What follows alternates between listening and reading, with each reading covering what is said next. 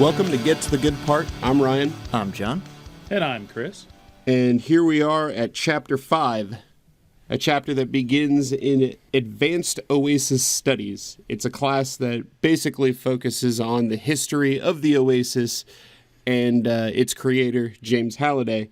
This is, for all intents and purposes, a blow-off class for Wade, because for the past 5 years, he's spent all of his free time, at least 12 hours a day, I think he says at one point in the chapter, studying the almanac, several biographies and documentaries, any resource he can get his hands on pertaining to James Halliday.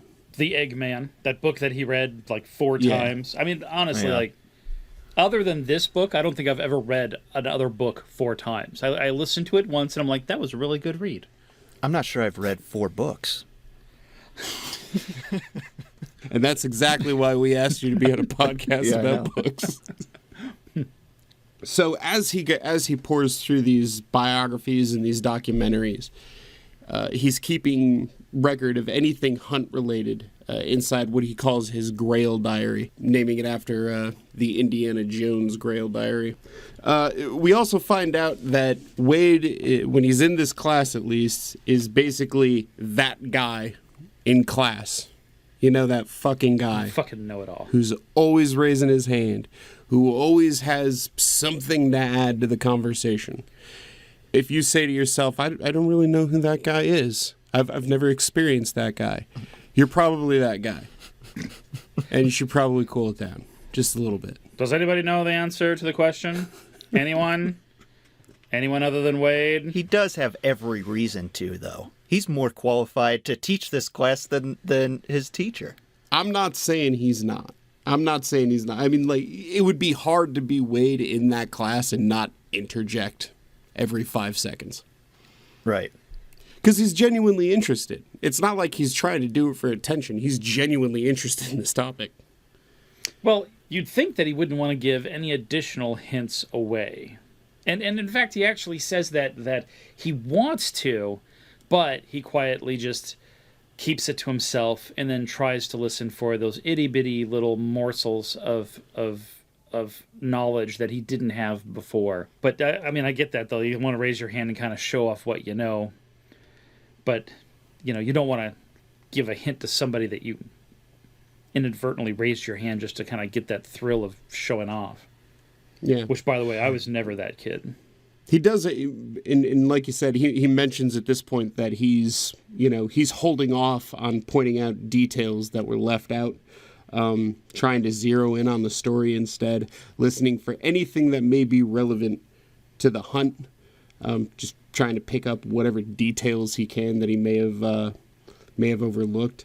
But, you know, the other thing to bring up, too, is that this shows some pretty strong self-awareness for Wade. Mm-hmm. When he comes out and just basically acknowledges nobody is interested in what I'm saying but me. I mean, he flat out says that. I understand the fact. So that kind of battles against what we were saying too. You know, I mean, he's got a little bit of awareness of his own situation. He understands that he's probably got a little more fire and fervor for this subject than most people do in that class. So it's good that he tries to can it a little bit. So now Wade is sitting back and listening, like we said, just trying to soak in whatever information he can from Mr. Siders discussing passages from the Eggman, the particular Halliday biography they're reading from today. And they launch into basically what for the rest of the chapter is a history, a very exhaustive history on James Halliday. I can't wait to see how they do this in the movie. I thought about that too.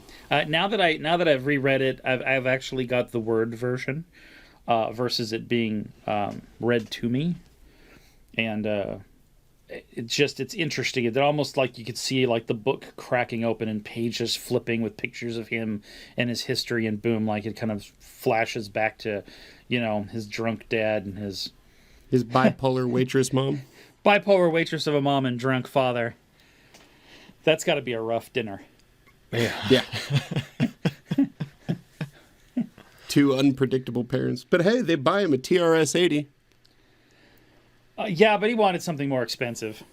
Still, it's nice that they're indulging his hobby. Anyways, we open up this part finding out that James Donovan Halliday, his full name, was born on June 12th, 1972. And guys, I did it again. I went back and tried to find some significance to the date June the 12th in history. Anything that would be pertinent to the book. And I found some things that are sort of interesting. On June 12th, 1981, Raiders of the Lost Ark was released. Nice. And there's a reference to Indiana Jones. Indiana Jones, yeah. So that's pretty cool. So that's that might not be there's coincidence. a fucking connection there, yeah. Yeah, I don't know if it is or not. Like we said before in a previous episode, Ernest Cline himself was born in 1972, but I think he was born on March 29th. So it's not his birthday. Another thing that happened on June 12th, in 1987, Ronald Reagan told Mikhail Gorbachev to tear down the wall. Tear down that wall. Yeah. So that's another thing. But, yeah, and I can't really assign it to one thing in specific. Unfortunately, we don't get an exact date on this, but I thought it was worth mentioning. Ready Player One, the book, was sold to Crown Publishing Group in June of 2010. Interesting. I wonder if there is kind of an homage there, like a personal event, like that he received the letter from the publishing company.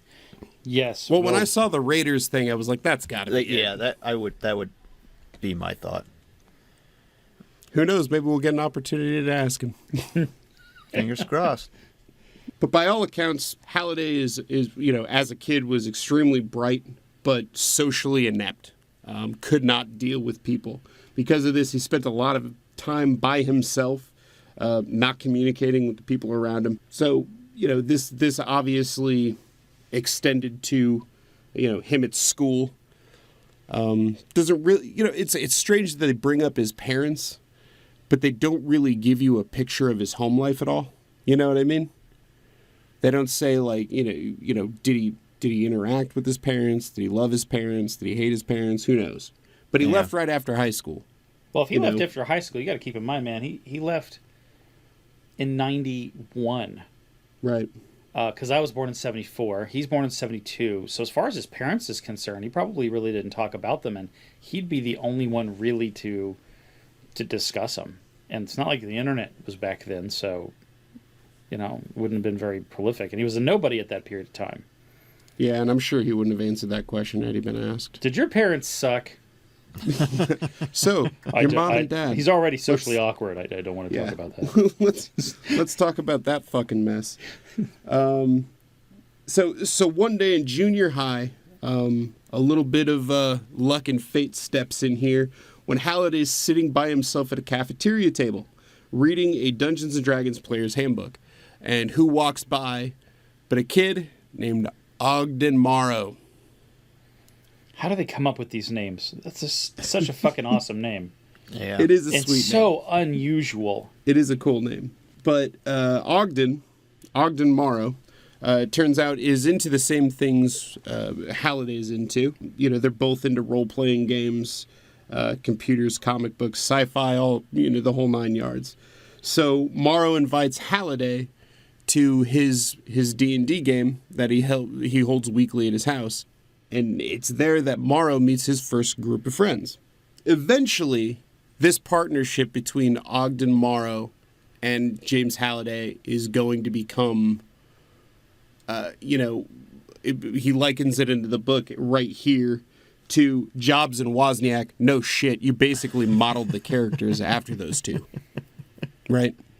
That's exactly right. It's pretty In fact, obvious. On reflecting that, I didn't remember them specifically saying Jobs and Wozniak, but it's really good that they kind of put it here because you're really kind of drawing the picture that is already in your mind, which is that they kind of reflect the same kind of personality and almost the same physical attributes.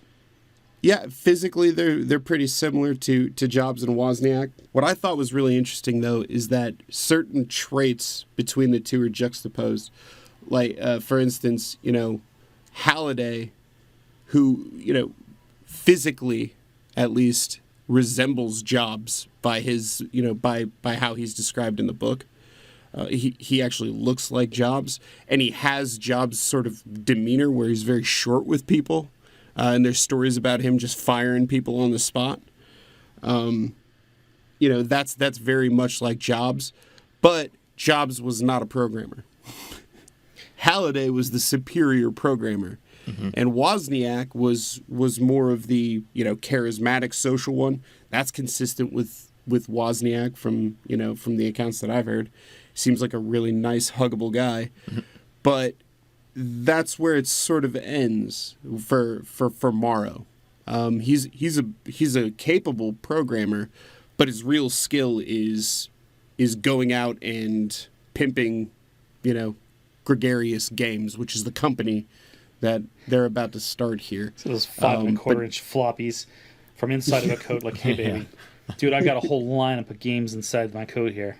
He makes a game called Anoraks Quest for his D&D circle, his new friends.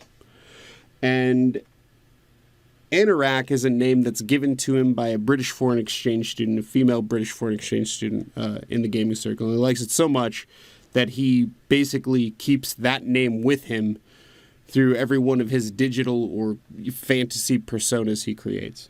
So he sets out to design this game, and he designs it in BASIC on his TRS-80 color computer. Chris, what if I design a game in BASIC and I am a very capable programmer around the time that this would have happened, what would that game look like? That game would suck. That game would suck so bad. But you know what, though? In comparison to the other games, it'd probably be pretty cool. And when I was in 5th grade, I was programming on a TI-90.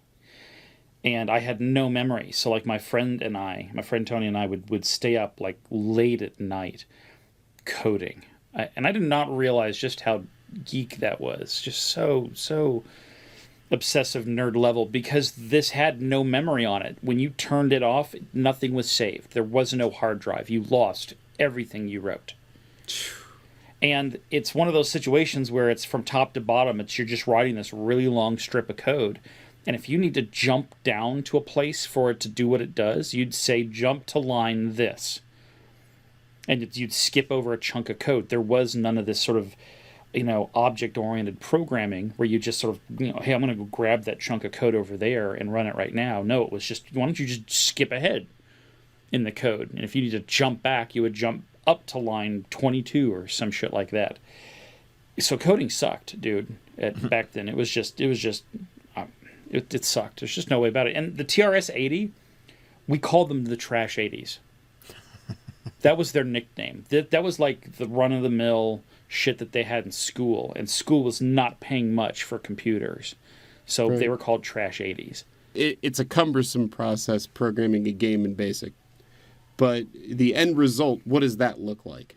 Does it come out looking like an Atari game? Does it come out, is it a text adventure? I mean, what does it look like? Let's see. He programmed it in BASIC on a TRS-80 color computer. Your colors are bad. I mean, Atari makes this look so horrible. Just god awful. Like, there weren't any really, in comparison to today, there just weren't any good games that I saw for the TRS-80. So TRS-80 is the predecessor to Atari. Yeah, I'm pretty sure. I don't remember seeing an Atari when I was messing around with those things. But the Commodore 64 was much better.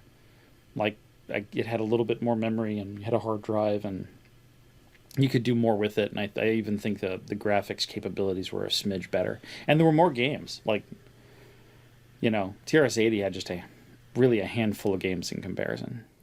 I remember I played on a Commodore 64 when I was a kid. What'd you play?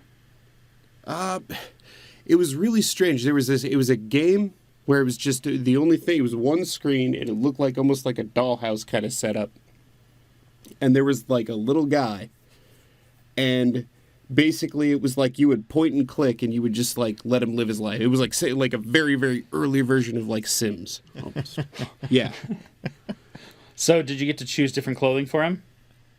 I don't remember. How about You furniture? just like you just make him eat and like take his pet out and shit. Like it was really basic. And I remember sitting there playing with my friend was obsessed with it. And I would sit there and I'd be like, Is this all you do? yeah, like what do you hope to gain from this? When do we shoot somebody? But here's the thing, and this is why games were so much fun back then. You know, with I guess with reference to an Easter egg situation, but really with and we've talked about this with video games before. You know, there would always be urban legends around games, or you get the feeling that there was something, you know, something that would happen, you know, if you waited long enough. You know, some sort of secret would happen within the game. Of course, most of the time that's not the case, but that was his motivation for playing this game. He's like, I don't know, what if you make him live for a certain number of days? What happens? He'll die. What if he gets older? Happens or something to all like of us. that? When he gets older, like what? He'll grow white pixels, Yeah. white huge block pixels. I was like, That's dude, a I beard. think you're gonna get older before that guy does. And then he just he's not real. He lies down and it says R.I.P. Thanks for playing. Yeah, something like that. I, to be honest with you, I didn't even know if there was really the processing power to make that happen, John. Normally, when he goes to sleep, there's Z's, but when he dies, no Z's. He's just His laying. eyes just turn into X's. Then it just goes to black. Yeah. I to be honest with you, for anybody listening, the past 3 or so minutes, we're not even really talking about the game that I played. We just made this whole thing up. Some of it resembles the game that I played. I don't remember the name of it. If you remember the name of it, please hit us up on Twitter or on, Reddit or wherever. Let us know what the name of it is. I'd be interested to find out.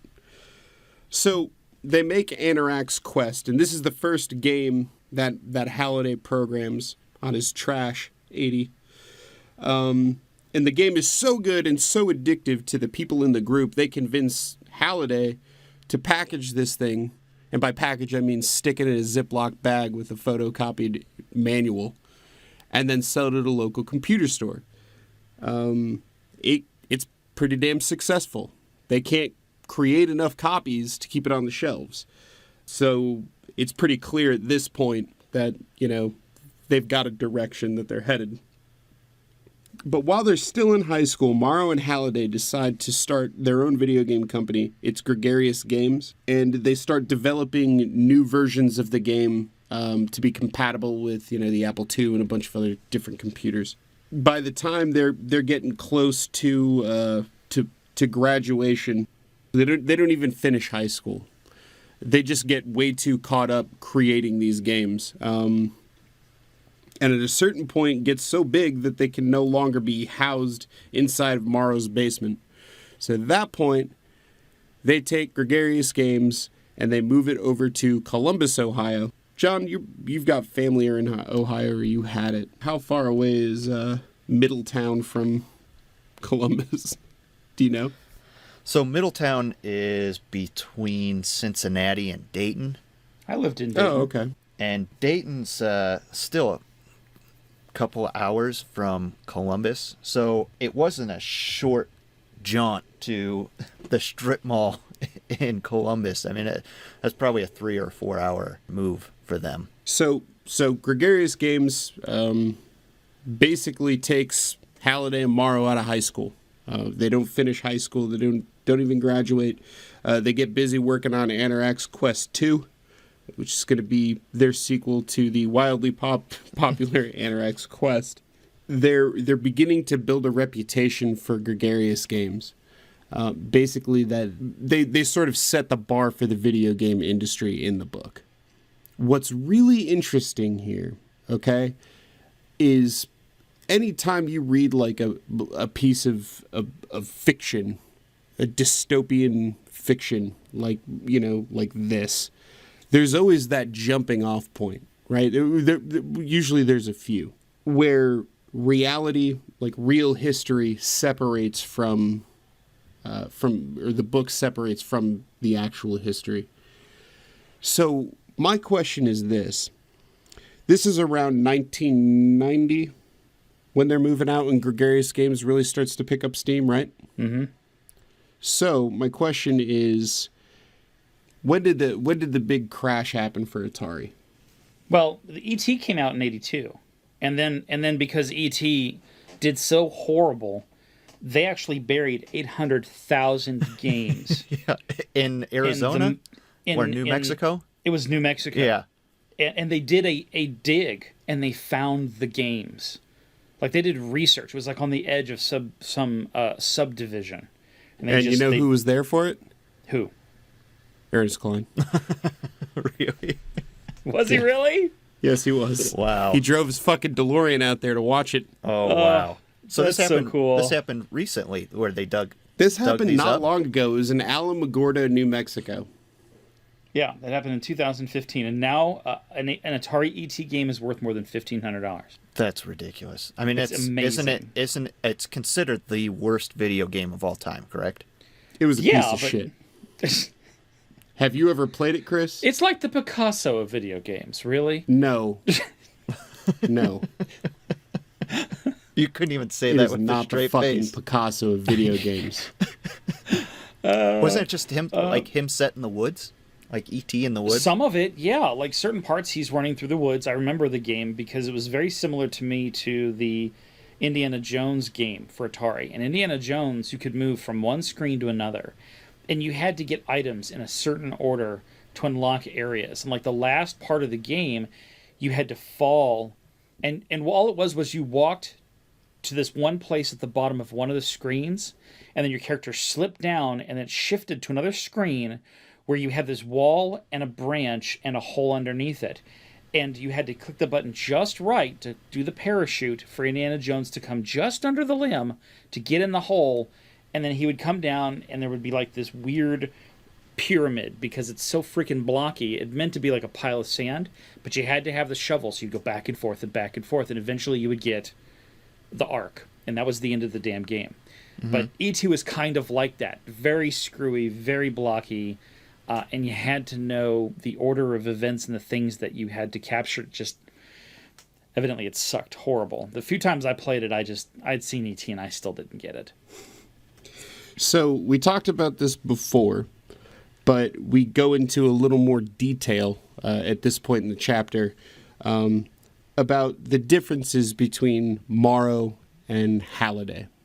Physically, you've got Halliday, this tall, gaunt, angular, tall glass of water of a man, I guess, who's painfully shy and can't maneuver himself socially.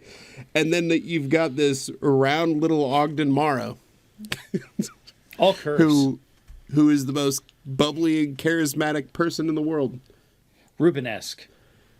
Rubenesque. I think they say rotund is how he I prefer describes Rubenesque. it. Which is like the male version of Rubenesque. Right. But this is something that was sent to us by somebody who's on Twitter. His name is the Great and Powerful Og on Twitter. And it's kind of a Ready Player One fan. Right account. on. I've been following this guy since we started the show. And he just kind of tweets out stuff, pertaining to Ready Player One, things like that. But I sent him a tweet, and I was like, this is your debut chapter, man. You gotta ask a question.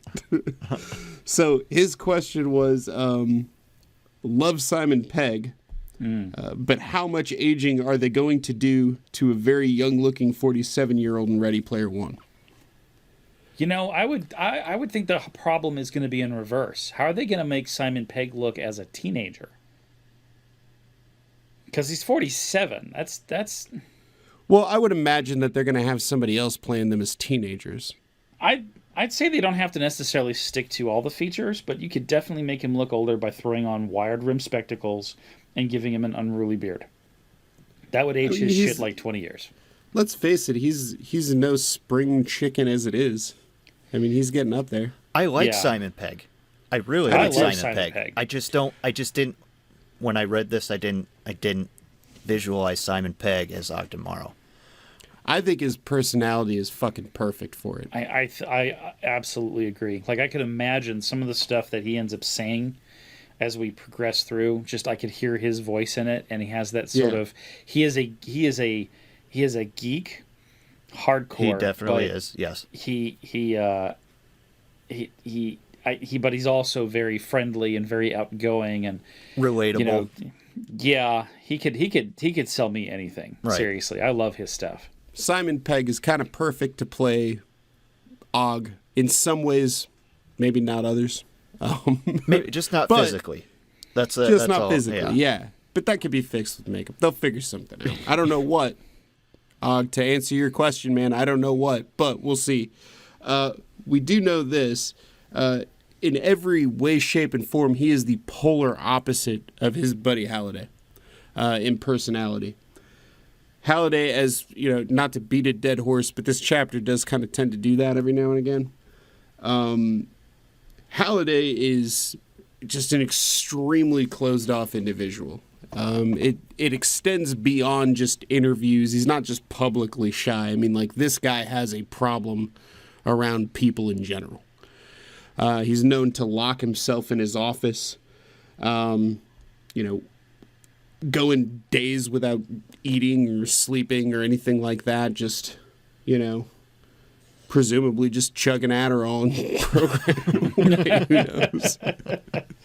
But then again, maybe he's just surviving on like his sheer will to create games, which is great. But it's just I don't know. Like if he I mean. Obviously, his mom was bipolar, so maybe he's prone to manic episodes that would help you program the night away. I guess I don't really know, but it's bizarre, that he has these fits where he can sit there and work nonstop. Well, it makes you wonder, because if he was if it got worse, and the chapter kind of goes into like how it just got worse, given what he had to program as a legacy for himself. I have to wonder, how long in advance did he know that he was dying? Well, at this point in the story, it would have been about 60 years before. Well, how old was he? I guess it would have been 60. It would have been, yeah, he you're was right. 67, so this is like 40 years before he died? Yeah, I guess so. Maybe later in life, we don't want to get too far ahead. Right. But, these proclivities of his do come back. And they do play a role later in the story. It's funny when he brings up here that Halliday tended to speak so rapidly that his words were often unintelligible, and he had a disturbing high-pitched laugh. I immediately thought of Quentin Tarantino in interviews when he said that. Wow, that's pretty good. Yeah. I was like, man, I'll bet he sounds exactly like. Because have you heard Quentin Tarantino in an interview? Yes. He's gotten a lot better, but like especially when like Pulp Fiction came out, like you would see him and you'd be like, "There's something wrong with that guy." Well, I love his movies. I love his movies too, and I just couldn't stand watching him speak. The way he talks like this, okay, and like that's how he talks. And it's like, Jesus, man, like I didn't understand a fucking word you said, and I wanted to know. I wanted to know what you were talking about. Okay, so it's a cross between Christopher Lloyd in Back to the Future and Christopher Lloyd in Toontown. Roger Rabbit. Where his voice goes like this! Yeah, that's pretty good. When I killed your brother? So maybe a cross between Christopher Lloyd and Who Framed Roger Rabbit and Woody Allen. And Woody Allen. Woody Allen? Those two had a child, and then that child had a daughter. I don't know, man. Woody I got a straight Quentin Tarantino vibe out of that. I could see that. I could see where you're coming from with that. But anyways, so he was prone to do weird things. Like if he was just bored during an interview, he'd space out, get up, and just walk away. Because that's something you do sometimes, I guess. But at any rate, nobody was surprised by this because it's just who he was. That's just part of the deal when you have Halliday come and talk to you. His obsessions were a huge part of his life. Obviously, video games is one of them, sci-fi and fantasy. He has a fixation on the 80s, no shit. There's really no surprise there. But he would get pissed off at people for not recognizing obscure references from the 80s or cartoons or whatever. And then he would just be known to fire somebody on the spot. Now, this is a reproduction of an urban legend that you would hear about Steve Jobs, right? Yeah, I can see this being kind of blown up. And I guess at this point in the story, we're reflecting on what the media had to say about his life. And this is even, third hand, because this is Wade talking about what he knows about him based on books written about him. Mm-hmm. So you have to wonder how much of this is extreme, like how much of this is a characterization and not so much the reality of who the person is. But legendary, like maybe he went off on some dude once and that was like the final straw and he fired his ass. And then the urban myth was, he just gets upset at the drop of a hat when you don't know some shit. And he ends up firing half the staff or something. I can see it getting blown out of proportion. Right. Yeah. But at the end of his freak out, Morrow would always go back and rehire the guy. So good on him for that. Because he had these weird sort of obsessions, and because he was so socially inept and awkward, and again, this plays into what you were talking about too, Chris, is that it was basically posthumously that they declared, or they concluded, is the word that they use in the book, that he had Asperger's syndrome. Right. Now, that's a conclusion based off of seeing him in interviews and seeing him, it basically a situation where he's least comfortable. Not that sitting down with a psychologist or anything like that would ever be comfortable for a guy like this, but you're really kind of tested his limits by judging him based on how he acts in public. You know what I mean? Yeah, and it's funny, we talk about this now, but we're seeing this exact same thing start to happen in today. We've got psychologists and psychiatrists that are coming out against POTUS and saying, warning signs, this man is not mentally stable. He exhibits a lot of really, really bad mental habits that have names and should not be part of anyone's psychological profile for leading an entire country, let alone one that has a shitload of nukes. But there is that other side, which is that ethically, professionally, no psychiatrist should evaluate somebody else publicly, let alone without bringing them into their office and having sort of a controlled environment. So you have 100 or so psychiatrists that are kind of coming out beyond the ethical boundary of their professional industry and saying, we can't be silenced because we really think there's an issue here. Now, that's different than, evaluating a really popular figurehead and trying to figure out where he's coming from. Because here's a dude who hid, billions of dollars, and you're trying to get in his head to figure out, well, where would he have stuck it? But I just think it's interesting that, today we have psychiatrists that are doing that publicly. And in the book, you have him being evaluated in the same kind of way. Mm-hmm. And that's something that's happened throughout history, I think. I mean, that's... I think that was something that even Abraham Lincoln had to deal with. I mean, it was true in his case. There were plenty of people trying to figure out what was in his head. Mm. Did you not catch that? Really? I got it. No, I'm just speechless.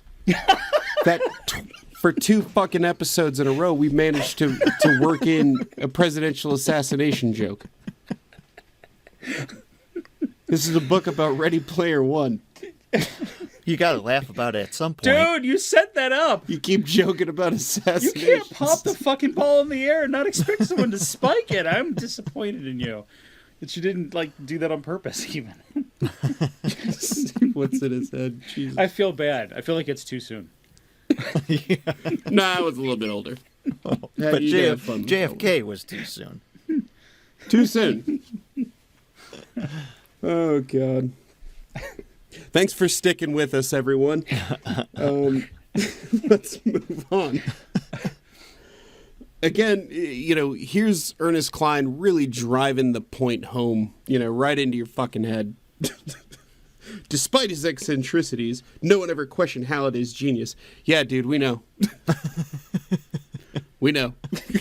We get it. He's a genius. Like, we know. But it's brought up, and I think that they're trying to. I don't really know what the point is.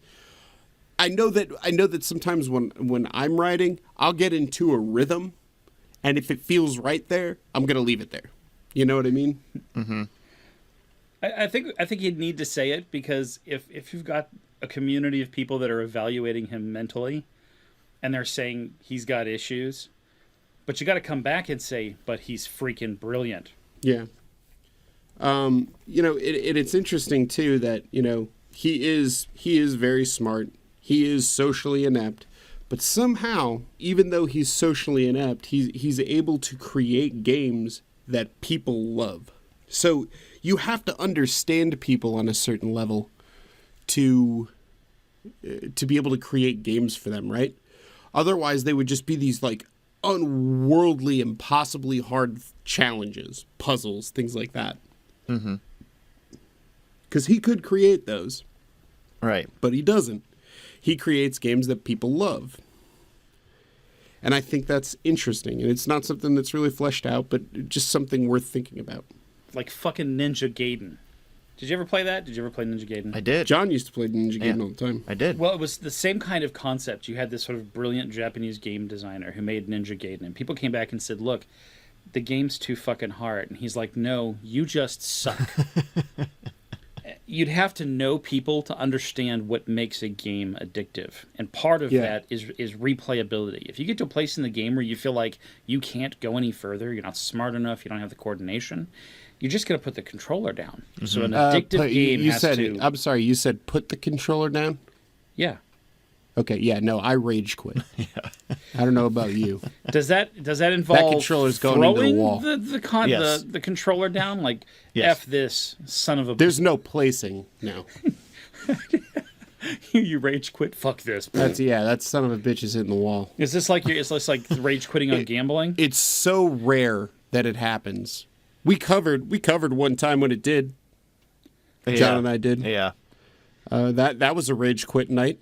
Yeah. That cost me $70 how to many replace that controllers have you gone through? Just no, one? That's the thing. Like I said, it happens very rarely. Yeah, usually there's like 20 dents in the drywall and a pile of crumbling plastic at the foot of the wall. My son is the greatest danger to controllers because he doesn't even have to rage quit. If he just wants to drink, he'll be like, fuck it. He'll just like toss it to the side, like onto the ground. Just casually dropping the microphone and leaving the room, right? We've all been there. When you've tried something so many times over, and it's just like, well, you know what? I know it's something small I'm not doing or I'm doing wrong, and just, Chris is shaking his head no, I'm just good at every game. No, I just reached that place in the game where I'm like, I think I've reached the end. Like, there's a boss that I can't get past because I just don't have enough ammo. I don't have the right equipment. I've reached the end now. I am simply done with this game, which is frustrating me.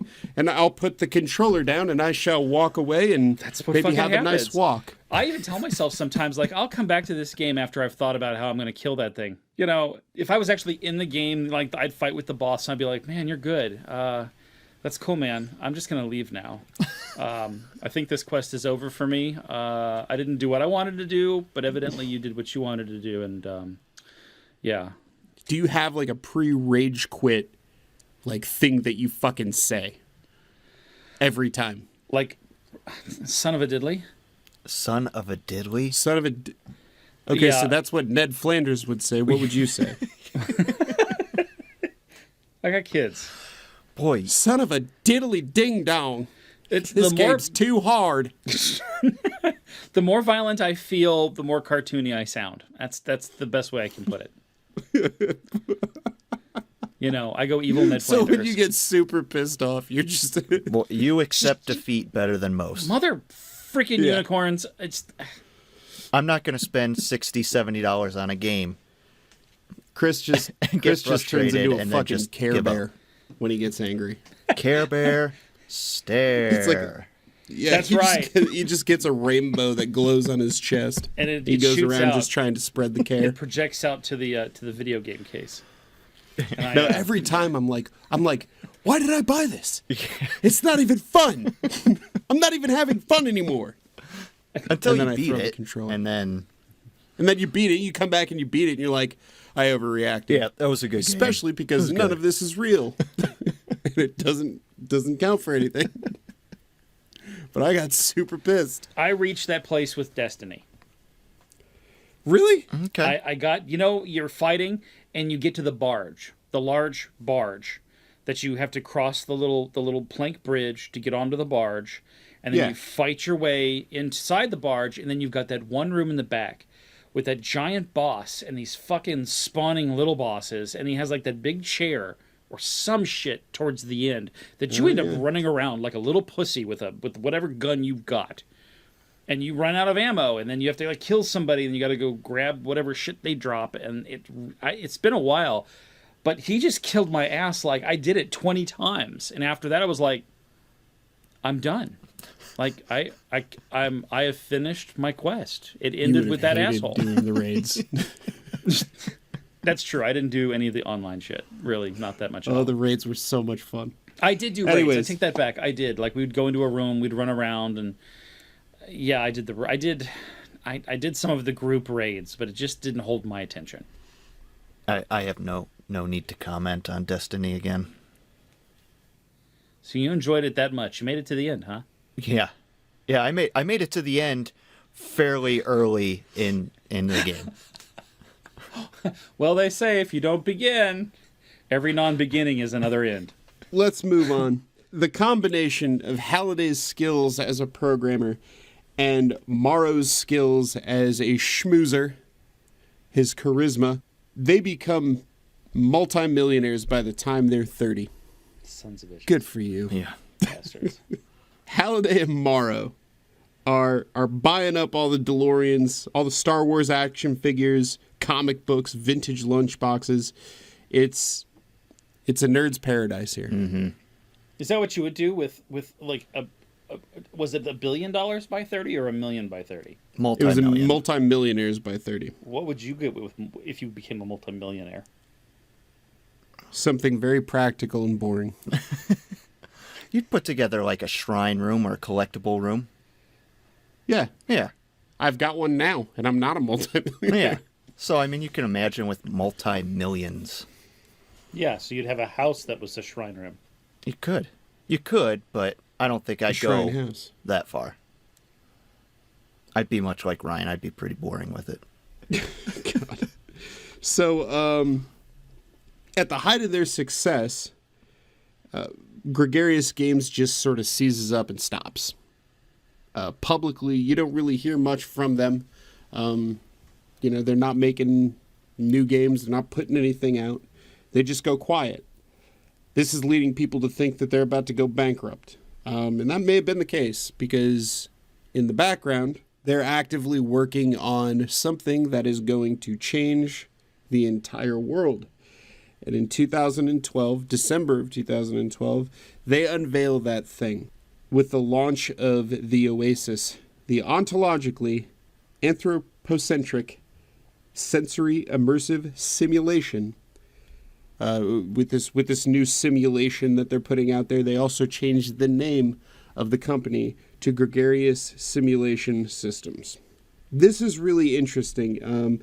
This is something that I think John and I had talked about in the first chapter. I don't know that it made it onto the show, but somebody brought it up in the Reddit thread, and I thought this is a good time to bring it up too, is that it's really interesting that a guy like Halliday would be a founder of a company called Gregarious Simulation Systems, since he is the opposite of gregarious.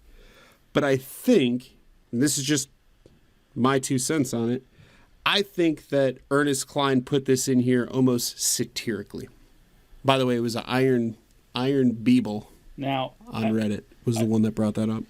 I went back and reread this particular part, and it does not say that Halliday came up with that name. No, It doesn't say who came up with that name. Yeah, it just says that in December of 2012, Gregarious Games rebranded, which means they came up with Gregarious Games when they first moved into Morrow's basement. Right, we knew that. Yeah. So, but I find it really interesting though that I think it was almost written in there satirically, because like you put those two words together, gregarious simulation.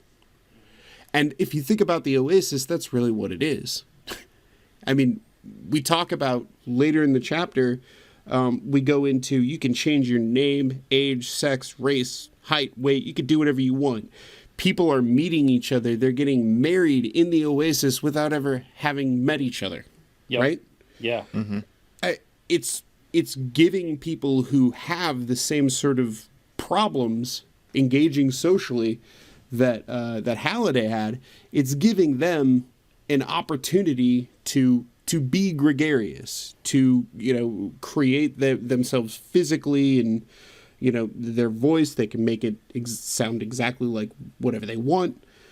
I mean, it's you create your ideal circumstances. And I think the thing there is we see that today, and maybe this was an intentional reflection, but anonymity and the ability to get beyond the things that you might be insecure about can make you more social.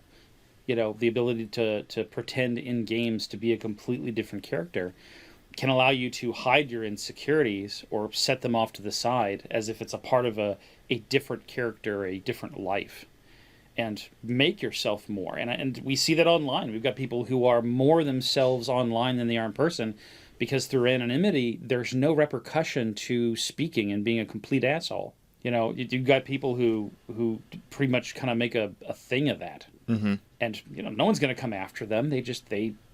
This is who they are deep down inside.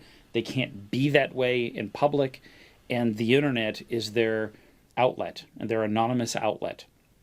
So this would be even more that. Like, you're going to see truer people in the Oasis than you would see in the real world, because you remove their insecurities and give them anonymity and watch them go. So I think Gregarious is an apt name as well. Mm-hmm.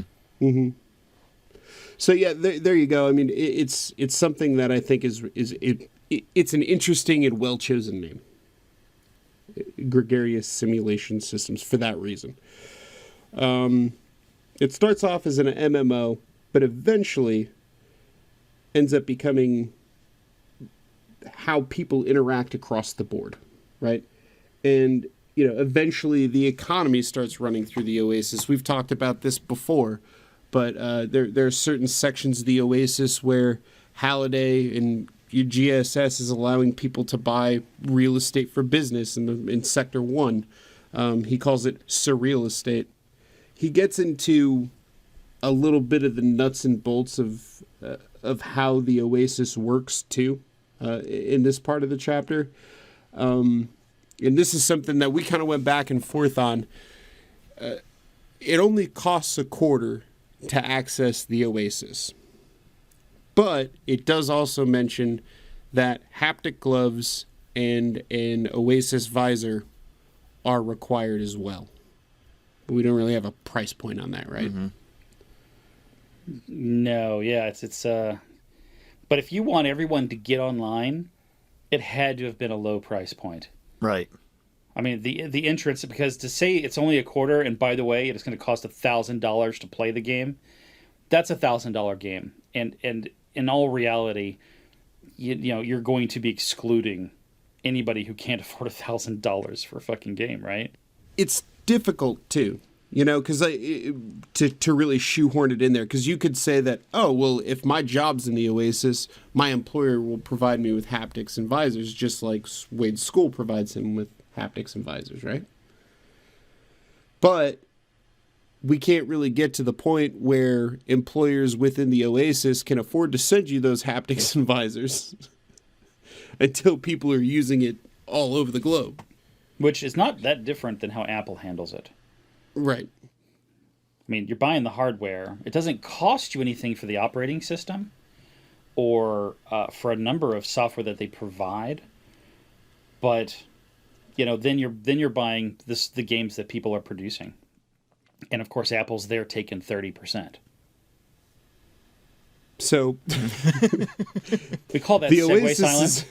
So the Oasis, because of the haptic goggles and the haptic gloves and the goggles, the Oasis is unlike anything you could probably imagine. I mean, virtual reality was something that's been a promise from tech companies for years, but they finally managed to execute it here with the Oasis, and they've done it in a way that kind of blew people's minds. Basically, the way that the visor works is that it shoots blue light into your retina and projects the image directly into your eye. That doesn't sound safe. No, it doesn't sound I safe. like that they're like, I like how it's a laser, but it's a safe laser. So I could shine it at a person flying an airplane. Oh God, no! It's not that safe. Yeah, I'm a skeptic when it comes to shining shit in my eyes for a prolonged period. And it was somebody on Reddit too that brought that up. That you would think that after, even though they say it's completely safe, after a period of time, they'll probably come back and say, okay, maybe not. Well, you understand why it would have to be a laser, right? I own a VR headset, and you can still see outside your peripheral and the image that's shown. So I like the idea of the lasers because it takes over your entire vision. So you're losing the sense of the real world visually. And it's less cumbersome, I would imagine. If I had to take my guess as to why lasers, because it does sound odd, like they have to use the word safe, it's that you could probably get a laser to a very, very pinpoint position. Like you could project a single color, a single pixel on a smaller space than the resolution of what you would be throwing right up in front of your eyes. Because think of your screen. Your screen's not far away, but it's a few feet away. So resolution's not too is good. It could be good, but the closer you get to it, the closer you see the individual pixels, the easier it is to see those pixels. And to pack the kind of color and detail, the reality that they're talking about, I'd imagine that it would make more sense to do the sweeping paint of a laser with color coming through than it would to try to paint that onto a screen where, like you said, you've still got a box that encases it, even if you wrap it. Mm-hmm. And then there's the chance that maybe technology has only gotten so small, because that's the one thing that technology will bump up against at some point, resolution. And the closer you bring that to your eyes, the crappier that gets. Right. So I think laser would make sense to a point. Well, before we get you off of your your power programmer rant there, let's talk about the Oasis reality engine, which to me is even cooler than the laser sunglasses that you wear to see the Oasis. The Oasis reality engine is the engine that powers the simulation. Therefore, it seems nearly impossible that that you could have something. And they basically say at this point in the book that it's crash resistant, or it's almost impossible for this thing to crash. It's interesting because, Chris, I have a hard time even articulating how this would work in real life, but really it is almost the bigger technological feat here. How you could power something that, that obviously would just, it seems mind-blowing that this would even be something that was possible, but how do they do it, and is it something that's a reality? Yeah, like you could do that today. 15 years ago, NASA created a piece of software, and well, I'm sorry, it wasn't NASA, it was SETI. So we're even talking about like searching for aliens here. I mean, space, like deep hardcore geekdom, right? And what they did was they created this little piece of software that you could download and run, and it was just this sort of side graphic of a field of colors, sort of swaying in the wind, if you will. But really, what it was is that SETI was feeding chunks of data from its research in the sky, because it's pulling down radio waves and trying to evaluate patterns. And it was using everyone's spare processor power who downloaded this software to run in the background and to run in the foreground if you wanted to actually watch it kind of wave. Because it looked kind of like one of those weird Microsoft Media waveforms, like when you're playing a song and it looks like the music is bouncing in the wind with the various colors from green to red. Mm-hmm. It was identical to that kind of thing, but it was processing a chunk of SETI data. And they had tons of it because they had their giant radio microscope. Their giant radio telescope. So they've been doing it. And now we've got even more complex stuff, like more complex systems. We've got the cloud. Like everybody hears about the cloud. That's what the cloud is. It's just a ton of shared resources. Like right now for $15, you could get onto Amazon. You could use their cloud service. You could run a process that's crazy intensive, and what it'll do is amongst all of the systems connected to it, if the CPU goes up, it'll just go to a system next to it and say, hey, you got some CPUs? You got some cycles that I can borrow? Yeah, man, I need some of your spare cycles. And then look left, and I'm going to get some of your spare memory because I need some memory. Because not everyone is using all of the processes at the same time, so it distributes the resources. So from a game perspective, your problem with crashing is like if you run out of memory, or if your CPU just runs out of cycles to process everything that's going on. All of a sudden, you go from 60 frames per second down to 5 frames per second because your system's trying to keep up with what the hell's going on. So instead, you're just distributing out to everybody else who has more cycles and memory to spare. And chunks of your data is just kind of sitting out on other people's machines, chunking away. And you need it close to you, so it's going to transition that to machines that are closer to you and then feed it to you. So the lag time is nil. You could if everyone is on, then your next door neighbor might actually be helping you to process your game. And because your next door neighbor is so close or potentially on the same network, the data that traverses from his machine to yours to complete that process is incredibly fast. Does that make sense? Yeah. Yes, that's exactly what I was going to say. All of that. Do I need a more colorful way to describe this? No, it makes sense. I think to a lot of our listeners, it makes a lot of sense. Everybody brings their own box of cereal to a big bowl of milk, and they all pour their own cereal into the big bowl of milk, and then everybody gets to eat from it. And if you're a little bit hungrier than other people, you get to eat more cereal, and that's okay. Because someone else is going to bring more cereal. Well, there's more cereal there. Somebody else isn't eating as much as they thought they were going to. There's plenty more for you. Like, hey, dude, you going to eat that? All right, I'm just going to spoon some. And that's the cloud, children. All right. Okay. Well, whatever it is and however the fuck it works, it's painting. Chris it's fails painting, to explain technology. It's painting a world of just limitless potential. We're talking, vast oceans, deserts, basically anything that you can imagine. We kind of discussed that in the last chapter too. The crazy thing is, it only costs you $0.25 to log on. Like I said, outside of the cost of the haptics and everything. They've created here a simulation that at its core is meant to take you out of reality and put you into a new reality. Ernest Cline goes into the next part and is very pointed in mentioning the social and cultural upheaval going on throughout the world right now, and how the Oasis is providing humanity some refuge from that. And this isn't something we haven't discussed before, so we won't go too deep into it. But it's an interesting concept that your answer to global poverty, the energy crisis, public safety, all the problems that the world has, your reaction is to basically put your head in the sand. And they're creating the sand.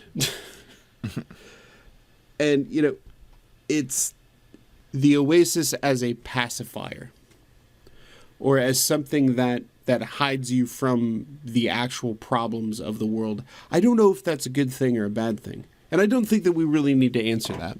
I think that's something that should be left to interpretation. What do you guys think? I think that's something that can be discussed at the end of the book. I think it's premature, at least on my part, to make an interpretation now, whether or not it's a good or a bad thing, or what their intentions were and their inspiration behind creating this. I'm going to have to wait and see, if that makes any sense. Yeah. Yeah, that's good. I get that. What about you, Chris? I think that people seek out entertainment anyhow. And I'll give you an example. Like after 2001, after 9/11 in 2001, people didn't fly. And it's kind of similar to the setting we have here, because the book describes it as, it's an era where the abundant energy basically drew to a close, was no longer cheap. So the ability to fly, to drive, to go on vacation, to do the normal social things you would do that would otherwise cost you money but not be a big deal, well, now you're kind of trapped at home. There's a perfect setup socially and economically for people to latch on to a different form of entertainment that kind of takes them away and allows them to go on vacation. I think where people really kind of stuck their head in the sand and just got stuck is because, as it's already been indicated, this is an incredibly addictive and sticky environment that once you're in and once everyone else is in, you're kind of obsessed and hooked and hinged around it. So I think it's, people, due to poverty and finances and energy crisis, the time was right for people to stick their head in the sand because they had nowhere to go for entertainment. And all of a sudden, here's this solution to take you away from your problems and still not cost you a fortune like, that week in Florida at Disney World might, which is now totally unrealistic and outside the realms of financial feasibility. Like going to Vegas wouldn't be a thing because you wouldn't have the money to pay for the gas to drive there, let alone fly there. So all of a sudden, that entertainment and that kind of vacation-y escape turns into the Oasis. Oasis is like, I've got your solution.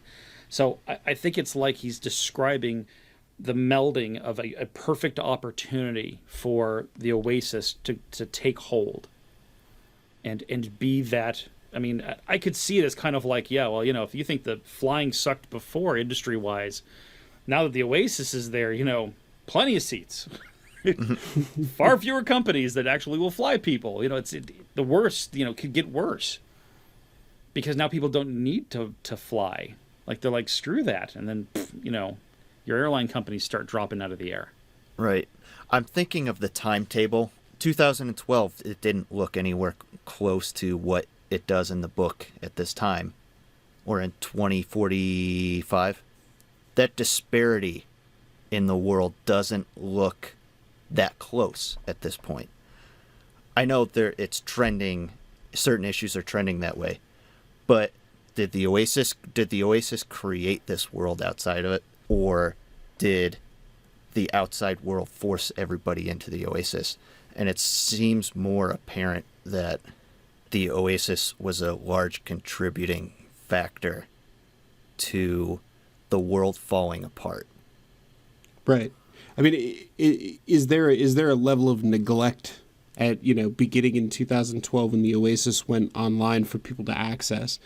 Was there a level of neglect that came out of that where it's like, it becomes less urgent to fix your problems when you have some place to escape to? Mm-hmm. And it's so easy. It's so easy, yeah. But yeah. So it's just it's an interesting thing, and I don't want us to answer that now. I want us to keep that open because we got a lot of book left. We're only on chapter 5, about to be on chapter 6, and this is something that's going to come up constantly throughout the book. With that, we end our today's lesson in advanced Oasis studies, because that's the end of chapter 5. We will be back next week with chapter 6. Thanks for being patient with us as we try to figure out our holiday schedules and basically when we want to release the episode every week. We try to keep it consistent, but life happens. We've all got day jobs. We love doing this, and we're going to keep doing it. It may be a little late sometimes. Sometimes it may be a little early, but it will be there all the way until we're at the end of this book. we know that. A couple things before we get going here. First of all, please, please, please take the time to go into whatever platform you listen to podcasts and review the show. It helps us out a lot. It helps us reach a bigger audience, and it gets us a little bit closer to, doing things like having contests or getting people on here to interview, so you guys can kind of, pick their brain, give us questions to ask them. Reviews are a big part of that. Tell your friends. I know a lot of you already are, and we really appreciate that. But spread the word. Let them know we're out there. That helps us grow too. And that helps us get access to those kinds of things, which would be really useful to the conversation in the book. Again, if you want to talk to us, you can follow us on Twitter at GTTGPpod. You can send us an email at gttgp.pod@gmail.com. You can also visit us on Facebook. We're facebook.com/gettothegoodpart. And then, as always, our website, gttgp.com. Thank you again for all of your feedback. Thank you again for everything that you guys have done on Reddit, Twitter, Facebook, everything, giving us feedback. We really appreciate it. Like we said, we love talking to you guys. With that, that's the end of Chapter 5. So long.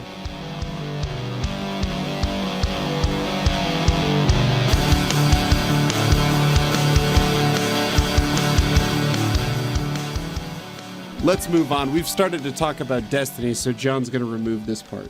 No. We work it in almost every episode. It's like, hey, I'm John, phenomenal editor. You mentioned Destiny, I'm going to cut it out every time. I'll say that next time.